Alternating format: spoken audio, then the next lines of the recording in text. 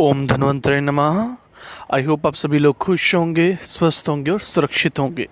तो अभी तक देखिए हमने डॉक्टर गोविंद पारेख जी की 1 से 80 तक की पेज सीरीज़ में 12 पृष्ठों का अध्ययन कर लिया था। सो आज हम 13वें पृष्ठ का अध्ययन करेंगे। और यदि आपको प्रीवियस में या आज के लेक्चर में किसी प्रकार की कोई क्वेरी होगी तो आप जो है मुझे कमेंट सेक्शन में अपनी क्वेरी पूछ सकते हैं। तो चलिए 13वें पृष्ठ के अध्ययन की तरफ आगे बढ़ते हैं। तो चलिए अब हम पृष्ठ नंबर 13 का अध्ययन प्रारंभ करते हैं। देखिए यहाँ पर जो है बेसिकली सारा कुछ जो है वो बस्ती से ही रिलेटेड दिया गया है। निरूह बस्ती, उत्तर बस्ती, फिर बस्ती के नेत्र, बस्ती की मात्रा कितनी है और स्नेह का प्रमाण कितना है, कषाय का प्रमाण कितना है। सो ये सब कुछ जो है हम इसमें पढ़ेंगे। अब सबसे पहला टॉपिक है यहाँ निरूह बस्ती निर्माणार्थ मात्राएं, कि जब हम निरूह बस्ती का निर्माण करते हैं तो कषाय का भाग कितना होना चाहिए, स्नेह का भाग कितना होना चाहिए, किस किस दोष में स्नेह का भाग वेरी कैसे करता है। समझे आप? कषाय का भाग बस्ती में कितना होना चाहिए और स्नेह का भाग कितना होना चाहिए with respect to each condition, because हम समान मात्रा का स्नेह हर कंडीशन में नहीं डाल सकते। अब जिसमें कफ अधिक बढ़ा हुआ है उसमें हम स्नेह ज़्यादा देकर क्या करेंगे, दोष ही बढ़ाएंगे। और जिसमें वात इतनी प्रकोपित है और उसमें अल्प मात्रा में स्नेह दे देंगे तो उसका तो कोई दिए ना दिए का कोई फ़ायदा ही नहीं है। सो इस विषय का हम अध्ययन करेंगे। तो इसका अध्ययन जो है वो अपने नोट से कराऊंगा, वहाँ पे कुछ अच्छा डिस्क्रिप्शन दिया है। तो चलिए चलते हैं। तो देखिए अब यहाँ पे है वस्ती द्रव्यों में स्नेह की मात्रा। इस श्लोक से आपका प्रॉपर टॉपिक जो है कवर हो जाएगा। ठीक है, श्लोक की यही 2 लाइनें यदि आप याद कर लेंगे तो सारा का सारा कवर हो जाएगा। आपको एमसीक्यूज़ करने में जो है वस्ती द्रव्यों में स्नेह की मात्रा के संबंध में जो भी एमसीक्यूज़ आएंगे उसको करने में आपको बहुत आसानी होगी केवल इन 2 लाइनों को याद करके। तो कोशिश कीजिए अगर आप श्लोक याद कर सकें। अब श्लोक क्या कहता है, भागा कषायस्य तु पंच, कि कषाय जो है वो 5वां भाग रहेगा। ठीक है, अब यहाँ हर संदर्भ में इसका अर्थ जो है वो बदल जाता है। सो कहीं कहीं आपको जो है वो कषाय का भाग 5 नहीं मिलेगा, कषाय इन जनरल प्रॉपर मिलेगा। ठीक है, और वो 1/5 भाग मिलेगा सर्वत्र दोष के लिए। ठीक है, तो कहीं कहीं कषाय का भी हिस्सा किया गया है, कहीं कहीं कषाय को ऐसा लिया गया है। पर हम ये बात तो कॉमन ही रहेगी कि स्नेह की मात्रा जो है जितने भी हम हिस्सा लेंगे स्नेह का वो विद रिस्पेक्ट टू कषाया ही लेंगे। ठीक है, एज अ कषाया को होल ट्रीट करके ही लेंगे। अब देखिए यहाँ पित्ते स्नेहस्य शटई, यानी कि यदि पित्त दोष है, ध्यान से समझिएगा इस टॉपिक को, यदि पित्त दोष की प्रिडोमिनेंसी है, पित्तज व्याधि में हमने वस्ती देनी है तो उसमें स्नेहस्य शटई यानी कि स्नेह जो है कषाय का 1/6 यानी 1/6वां भाग, 1/6 पार्ट स्नेह होगा कषाय का। ठीक है, और यही 1/6 भाग 1/6वां भाग प्रकृतो स्थिते च, जो प्राकृतिक पुरुष है, जो स्वस्थ पुरुष है। यदि ये प्रश्न आ जाता है कि स्वस्थ पुरुष में जब वस्ती देनी है तो उसमें स्नेह का प्रमाण क्या लेना है, उसका अनुपात क्या लेना है, और यदि पित्तज व्याधियाँ हैं उसमें वस्ती देनी है तो उसमें स्नेह का अनुपात क्या लेना है, तो कषाय के विद रिस्पेक्ट 6ठा भाग 1/6 पार्ट। वात विवृद्धो तु चतुर्थ भागे, वात विवृद्धे तु चतुर्थ भागे। अब आपको तो देखिए बेसिकली पता ही होगा ना कि 1 से ये कम होते, 1/4 फिर 1/6 1/8, जैसे जैसे जाते जाएंगे तो वो 1 से कम होता जाएगा। ठीक है, और 1/4 है मीन्स वो सबसे ज़्यादा है। सो यहाँ पे कोटेशन है वात विवृद्धे तो चतुर्थ भागे, यानी कि जब वात की वृद्धि हो तो नेचुरली स्नेह तब अधिक चाहिए होगा क्योंकि वात का शमन स्नेह करता है। ये तो एकदम सिद्धांत हो गया, विशेष सिद्धांत के मुताबिक। तो चतुर्थ भागे यानी कि सबसे ज़्यादा जो है वो वातज व्याधि में होगा। पित्तज और स्वस्थ में 1/6 भाग है, 1/6वां भाग है, और वात वृद्धि में 1/4 भाग है, चौथा भाग रहेगा कषाय का। मात्रा निरूहेषु कफे अष्टभागे, कि निरोह वस्ती में स्नेह की मात्रा इस प्रकार रहेगी। और अंत में कफ दोष यदि है तो उसमें कषाय का 1/8 भाग, 1/8वां भाग जो है वो स्नेह का रहेगा। सो कोलैबोरेट कर लें। पित्त स्नेहस्य षटै प्रकृतो स्थिते च, पित्त जो है और स्वस्थ पुरुष है तो उसमें स्नेह 1/6 भाग रहेगा। वात विवृद्ध तो चतुर्थ भाग 1/4 सबसे ज़्यादा, और सबसे कम हम स्नेह लेंगे कफज व्याधियों में। नेचुरली है, कफ ऑलरेडी बड़ा, स्नेह से हमने कफ और थोड़ी बढ़ाना है ना, तो जितना प्रमाण है उतना लेंगे। ठीक है, यहाँ लिखा भी है कि स्नेह मात्रा विद रिस्पेक्ट टू द क्वाथा, क्वाथ के मुताबिक लेनी है। कहीं कहीं क्वाथ आपको इन जनरल मिल जाएगा, कहीं कहीं लिखा होगा क्वाथ 1/5। ठीक है, तो यदि क्वाथ का मात्रा आ जाए तो आपको लिखना पड़ेगा 1/5, और यदि आ जाए सर्वत्र दोष का भी कभी पूछ लेते हैं। यहाँ वात पित्त कफ का अलग अलग बतलाया, सर्वत्र में कितना लेना है, तो सर्वत्र में 1/5 ही हम टिक करेंगे। ठीक है, क्योंकि सर्वत्र में सभी दोष होंगे तो सबसे इन सभी का मिक्सचर लेना होगा 1/6, 1/8 और 1/4 का, तो बीच वाला 1/5 ही आता है, तो उतना अनुपात हम लेंगे। फिर यहाँ है आचार्य शुश्रुत्व स्वस्थ्य स्नेह विल बी 1/5 अंश। ठीक है, यहाँ आचार्य चरक ने जो है यदि स्वस्थ पुरुष है उसमें वस्ती में स्नेह की मात्रा जो हमें 1/5 बतलाई है, 1/6 भाग बतलाई है, तो यहाँ आचार्य शुश्रुत बतलाते हैं कि 5वां भाग स्नेह लेना है स्वस्थ व्यक्ति में, और आचार्य चरक ने 6वां भाग स्नेह लेना है, ऐसा बतलाया है। आई होप आप सभी समझ गए होंगे। ठीक है, तो चलिए अब हम वापस अपने नोट 13th पेज की, तो चलिए अब हम यहाँ पे अपना नेक्स्ट टॉपिक पे आते हैं। देखिए, निरोह वस्ती निर्माणार्थ मात्राएँ तो हो गई कि निरोह वस्ती में स्नेह कितना रहेगा, ये था हमारा टॉपिक। ठीक है, निरोह वस्ती है तो उसमें स्नेह का प्रमाण कितना रहेगा, क्योंकि अनुवासन वस्ती होती है स्नेह प्रधान, परंतु निरोह स्नेह प्रधान नहीं होती, तो उसमें स्नेह की मात्रा वेरी करती है। तो प्रश्न इसमें से आएगा कि स्नेह निरोह में कितना लेना है। फिर आता है निरोह वस्ती की मात्रा, ये विषय मैं आपको यहाँ से भी करवाता हूँ, और हो सकेगा कोई टेबुलर फॉर्म मेरे पास आएगी तो मैं टेबुलर फॉर्म से भी आपको अध्ययन करवाऊँगा। ठीक है, यहाँ पे जो है सॉरी, निरोह वस्ती की मात्रा बहुत इम्पॉर्टेंट टॉपिक है। ठीक है, यहाँ वस्ती का तो हर विषय ही बहुत इम्पॉर्टेंट है अपना, फ्रॉम एमसीक्यू पर्सपेक्टिव और as well as subjective and viva perspective से। देखिए, निरोह वस्ती की मात्रा सबसे पहले हम 6 महीने से शुरू करेंगे। 6 महीने से 1 वर्ष तक आधा प्रसृत, प्र सके पैर में री और त प्रसृत, ये याद रखिएगा, बच्चे कंफ्यूज हो जाते हैं।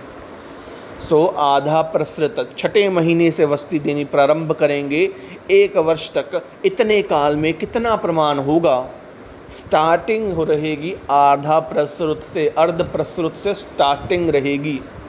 तदंतर उसके पश्चात बिना किसी अंतर के 12 वर्ष तक प्रतिवर्ष आधा आधा प्रसृत की हम वृद्धि करते रहेंगे। तो अब 1 से शुरू हो जाइए, 12 तक जाइए, आधा आधा आधा करते जाइए, आधे आधे की वृद्धि।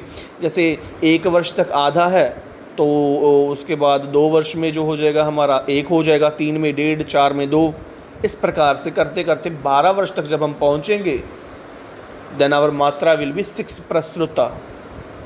समझे, 6ठे मास से प्रारंभ करना है। पहला काल 1 वर्ष तक रहेगा और प्रारंभ अर्ध प्रसृत से होगा।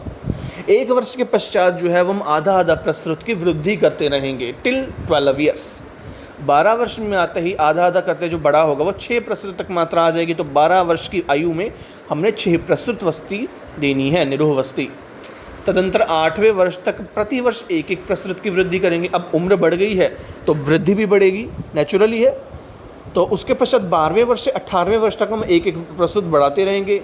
जैसे 12 में 6 है तो फिर 7, 8 ऐसे करते 18वें वर्ष में जाएंगे हम।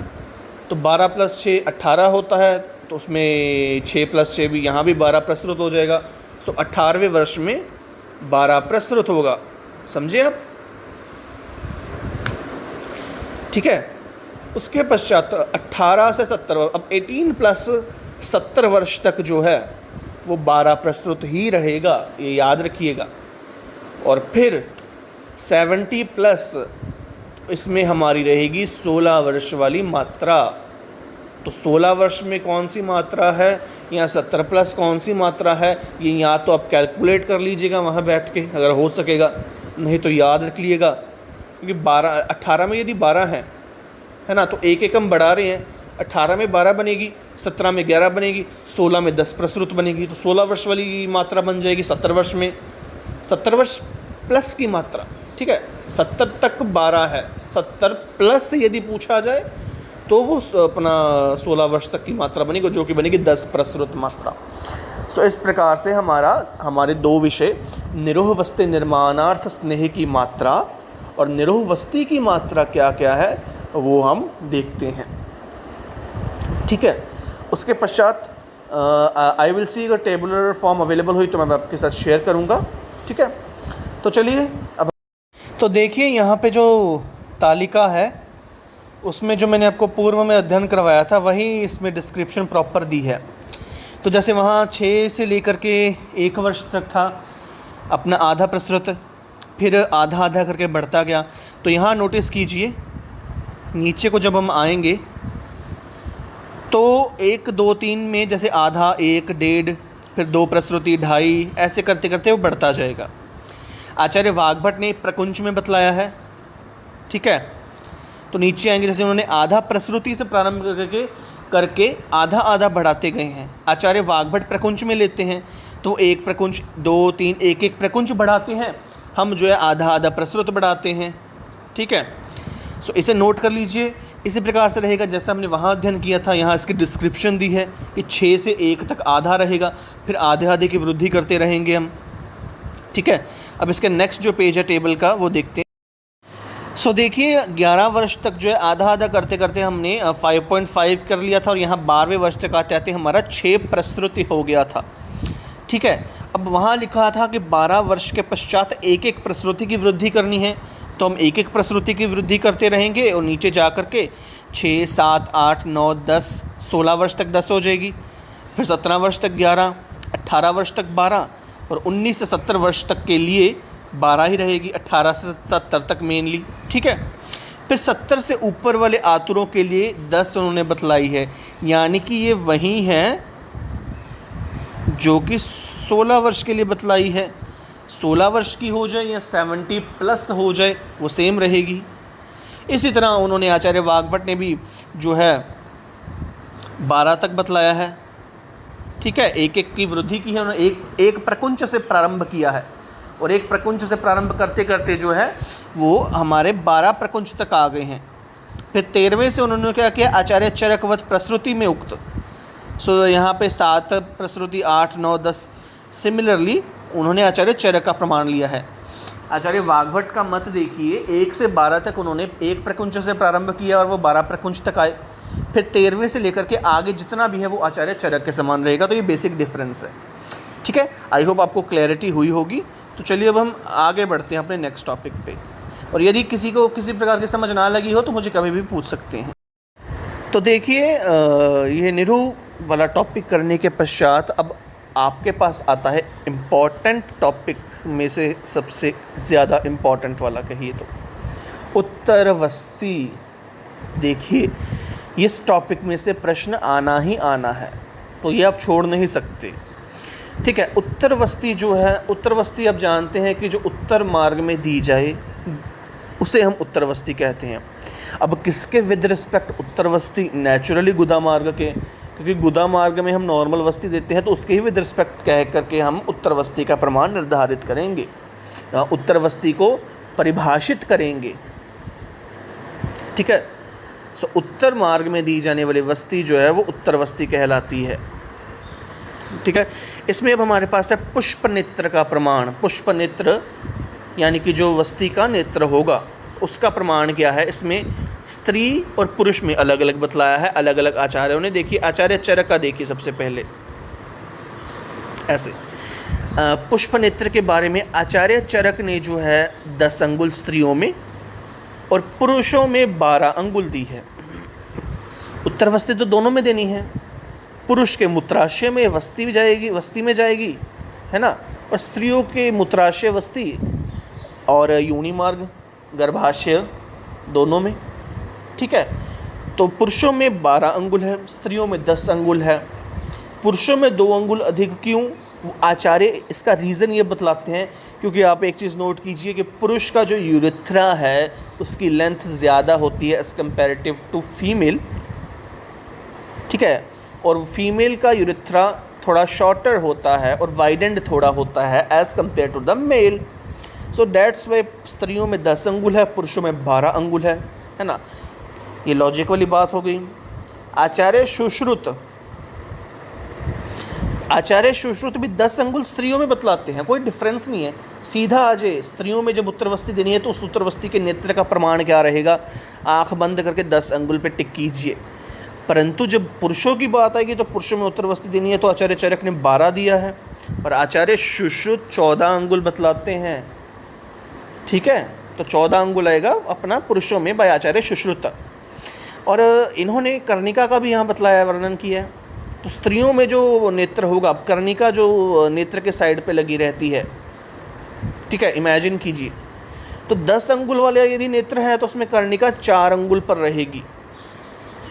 ठीक है, अपनी जो नोज़ल है, जो उसका भाग है नेत्र का प्रवेश वाला, उससे 4 अंगुल पर रहेगी और यहाँ कर्णिका जो है वो नेत्र के मध्य में रहेगी। ठीक है, इस प्रकार से अब याद रखिएगा। कर्णिका का भी इम्पोर्टेंस है, कर्णिका कि नेत्र कितना प्रवेश करेगा। अब देखिए खुद, यहाँ कर्णिका 4 अंगुल पर बतलाई है, यहाँ मध्य पे बतलाई है। जिसमें प्रमाण कम है उसमें 4 अंगुल तक बतलाई है, जिसमें प्रमाण अधिक है तो वहाँ मध्य तक बतलाई है कर्णिका। That depends upon the length of the urethra, जो पेशेंट के है। मेल में ज़्यादा है, फीमेल में कम है। इस लॉजिक के आधार पर या इस टॉपिक को समझ सकते हैं, बहुत बेसिक सा लॉजिक है। ठीक है, तो उसके बाद हम अपना बढ़ते हैं वस्ती नेत्र छिद्र। वस्ती नेत्र के बारे में तो बात कर ली, अपना पुष्प नेत्र नाम से भी इसे हम जानते हैं। तो अब हमारे पास आता है नेक्स्ट हमारा इसका छिद्र का प्रमाण, वस्ती नेत्र छिद्र मेंशन्ड बाय आचार्य चरका। देखिए स्त्रियां हैं तो स्त्रियों में मुद्ग प्रमाण रहेगा और पुरुषों में शर्षप। अब खुद इमेजिन कीजिए, मुद्ग का साइज़ बड़ा है कि शर्षप का। नेचुरली मुद्ग की दाल का साइज़ बड़ा है, शर्षप का साइज़ छोटा है। रीज़न बीइंग कि फीमेल्स का यूरेथ्रा, जैसे मैंने पहले बतलाया, उसका साइज़ छोटा होता है और वो थोड़ा वाइडर होता है as compare to the male. इसमें मुद्ग प्रमाण रहेगा और नेचुरली जो है वो गर्भाशय में भी वस्ती जानी है ना, तो वो लॉजिक भी है। तो मुद्ग प्रमाण रहेगा और पुरुषों में उससे कम सर्षप प्रमाण रहेगा, सरसों के बीज का प्रमाण रहेगा। समझे आप। फिर उसके पश्चात वस्ती नेत्र छिद्र को जानने के पश्चात जो है वो नेत्र प्रवेश आचार्य चरक जो बतलाते हैं कि नेत्र कितना प्रवेश कराना है। ठीक है, स्त्रियों में यदि योनि मार्ग में यदि हमने देनी है वस्ती तो 4 अंगुल तक प्रवेश कराएंगे। ऊपर कर्णिका भी हमने 4 अंगुल तक पढ़ी है, इस पॉइंट को ध्यान रखिएगा। आचार्य बतलाते हैं स्त्रियों के योनि मार्ग में 4 अंगुल तक ही नेत्र प्रवेश कराना है और ऊपर आचार्य सुश्रुत बतला देते हैं कि कर्णिका 4 अंगुल तक ही रखनी है। ठीक है, फिर मूत्र मार्ग में है तो 2 अंगुल तक प्रवेश कराएंगे नेचुरली, क्योंकि योनि मार्ग में अगर यूट्रस है तो वहाँ ज़्यादा उसे लेंथ मिल जाएगी और मूत्र मार्ग में कम लेंथ मिलेगी, ऐसा लॉजिक है, तो वहाँ 2 अंगुल है। स्त्रियों में योनि मार्ग में 4 अंगुल प्रवेश है, मूत्र मार्ग में 2 अंगुल प्रवेश है, उससे कम रहेगा नेचुरली। फिर बाला, जो बाला है यानी कि जो छोटे बच्चियां हैं, जो कन्याएं हैं, उनमें उत्तरवस्ती नहीं देते हैं। गर्भाशय में योनि मार्ग में जो जाने वाली जो वस्ती है वो नहीं देनी। ये कॉन्ट्राडिक्शन है, ये प्रश्न आ जाता है और ऐसे प्रश्न का जवाब देकर लोग ब्लंडर गलती करते हैं। कन्याओं में हम कहाँ से दे देंगे उत्तरवस्ती, तो इस बात का ध्यान रखिएगा। इंस्टेड उनमें मूत्राशय में हम वस्ती दे सकते हैं, जिसका प्रमाण 1 अंगुल नेत्र प्रवेश रहेगा। ठीक है, समझ आई कि योनि मार्ग में 4 अंगुल प्रवेश रहेगा, मूत्र मार्ग में 2 अंगुल प्रवेश रहेगा और सबसे कम मूत्र मार्ग में 1 अंगुल प्रवेश रहेगा यदि कन्या है। और गर्भाशय में तो वस्ती योनि मार्ग में तो देनी ही नहीं है। आसान सा टॉपिक है, इसमें कुछ ज़्यादा डिफ़िकल्ट नहीं है। फिर आता है उत्तरवस्ती की मात्रा। देखिए उत्तरवस्ती की मात्रा जो है, ये टॉपिक अपने नोट्स से मैं करवाता हूँ पहले, फिर हम यहाँ पे आते हैं। ठीक है, वहाँ डिस्क्रिप्शन अच्छी दे रखी होगी। देखिए अब यहाँ टॉपिक है हमारा उत्तरवस्ती की मात्रा। उत्तरवस्ती की मात्रा क्या है? हमने नेत्र का प्रमाण जान लिया, हमने नेत्र का छिद्र जान लिया, कितना नेत्र प्रवेश कराना है वो जान लिया, अब उस उत्तरवस्ती की मात्रा कितनी देनी है, किस किस केस में कितनी देनी है, वो भी हम जानते हैं। तो चलिए आइए, आचार्य चरक ने सिंपल सा बतलाया है, ये आधा पल, ठीक है, आधा पल देना है, यानी कि 2 तोला देना है ना। आचार्य चरक बतलाते हैं कि आधा पल हमने उत्तरवस्ती की मात्रा रखी है, उसमें 2 तोला रहेगा। फिर डिस्क्रिप्शन आती है आचार्य सुश्रुतम के मत अनुसार, मेल फीमेल में अलग अलग। स्नेहवस्ती यदि हम दे रहे हैं उत्तर मार्ग में, या निरोहवस्ती हम दे रहे हैं उत्तर मार्ग में, तो उसमें क्या रहेगा, प्रकुंच का मतलब होता है 4 तोला। एक प्रकुंच या एक पल हम सेम मान सकते हैं, ठीक है। पुरुष है तो उसमें स्नेहवस्ती 1 प्रकुंच रहेगी, ठीक है। निरोहवस्ती है तो उसमें 1 प्रसृति रहेगी, ठीक है। फिर फीमेल्स की बात आ जाए तो उसमें स्नेहवस्ती 1 प्रसृत रहेगी, और यदि गर्भाशय शोधनार्थ निरोहवस्ती है तो वो 2 प्रसृति रहेगी। ये बहुत ध्यान से समझने वाला टॉपिक है। 1 प्रकुंच 1 प्रसृति पुरुषों में रहेगी विद रिस्पेक्ट टू द स्नेहवस्ती एंड निरोहवस्ती, ठीक है।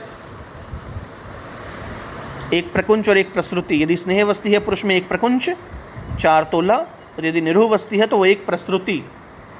फिर उसके पश्चात फीमेल्स में यदि स्नेहवस्ती देनी है तो 1 प्रसृत रहेगा, वहाँ प्रसृति है, यहाँ प्रसृत है। और यदि फीमेल्स में हमने गर्भाशय शोधनार्थ देनी है तो वो 2 प्रसृत रहेगी।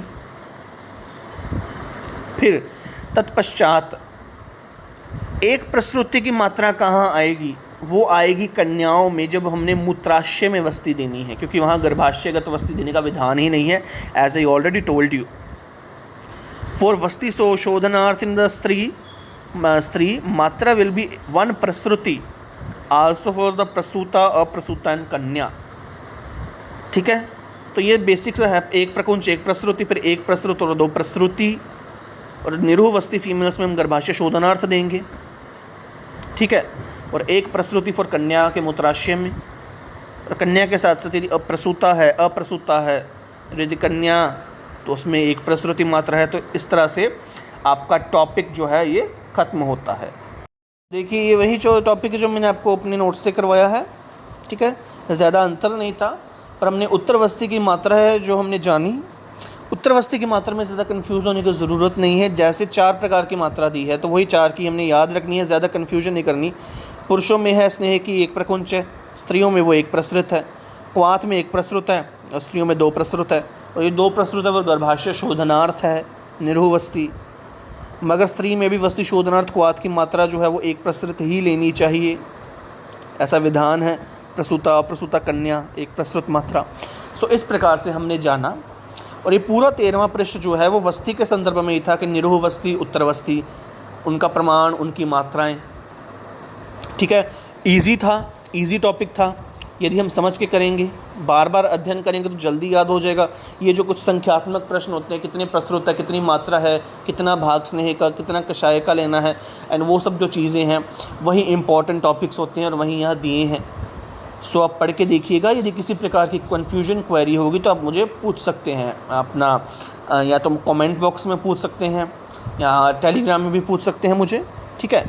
तो चलिए इसी के साथ आज का जो है वो अध्ययन समाप्त हुआ। अभी हम मिलेंगे अगले 14वें पृष्ठ के अध्ययन में। तब तक के लिए यदि वीडियो ज़रा सा भी अच्छा लगा हो तो लाइक कीजिए, कमेंट कीजिए, वीडियो को अपने कलीग्स के साथ शेयर ज़रूर कीजिएगा, और मेरे चैनल को सब्सक्राइब करना मत भूलिएगा। आप जितना प्यार देंगे हम उतना ज़्यादा कंटेंट आप सभी के लिए लेकर के आते रहेंगे, और आई विल ट्राई कि आगे भी जो है वो आपकी प्रेपरेशंस जो है वो हम करवाते रहें इसी तरह। तो आगे और टॉपिक्स कवर हों और अन्य ग्रंथों का अध्ययन भी करें। तो चलिए मिलते हैं, तब तक के लिए ख्याल रखिएगा, पढ़ते रहिए, मेहनत करते रहिए।